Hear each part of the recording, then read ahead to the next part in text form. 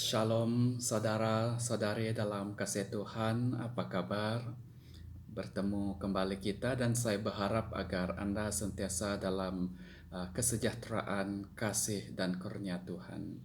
Pada kali ini saya akan berkongsi perkongsian renungan bersama yang saya akan petik dari Yesaya 29 ayat 13 yang berbunyi, "Bangsa ini mendekatku dengan mulut dan menghormatiku dengan bibir, padahal hati mereka jauh daripadaku. Ibadat mereka kepadaku hanya berasaskan peraturan yang diajarkan manusia." Dalam memilih seseorang, Tuhan tidak dapat dipengaruhi oleh sesiapapun. Tuhan tidak fokus kepada penglihatan mata kasar, sebaliknya hati kita. Raja Daud yang dipandang remeh oleh keluarganya sendiri telah dipilih dan diurapi oleh Tuhan karena Tuhan melihat hatinya dan layak untuk dipilih. Itu adalah contoh yang nyata, saudara-saudari. Tuhan tidak melihat penampilan kita, cara kita berbicara, bakat yang kita miliki semata-mata. Dia tidak memerlukan perkara yang luar biasa daripada kita. Tapi Tuhan melihat hati kita, ketulusan, kejujuran, kesetiaan, dan kesederhanaan sifat kita di hadapan Tuhan.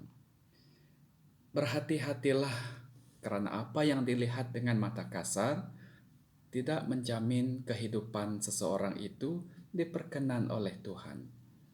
Jangan sampai kita beribadah kepada Tuhan, kita melayaninya hanya sebatas kulit luar sahaja, tetapi hati kita jauh dari Tuhan. Jangan sampai kita memuji dan memuliakan Tuhan hanya sebagai kebaktian bibir sahaja, bukan dari hati yang sungguh-sungguh ingin meninggikan nama Tuhan. Walaupun Tuhan menilai manusia dari kedalaman sifat hatinya, ini bukan berarti kita tidak perlu melakukan apa-apa untuk Tuhan. Ibadah yang sejati adalah dengan mempersembahkan tubuh kita sebagai persembahan yang hidup, suci, dan berkenan di hadapan Tuhan. Kita mempersembahkan tubuh kita untuk dipakai sebagai senjata kebenaran Tuhan. Kita juga harus memuliakan Tuhan dengan tubuh kita, sebab kita telah dibeli dan harganya lunas dibayar melalui pengorbanan Yesus Kristus di kayu salib untuk kita.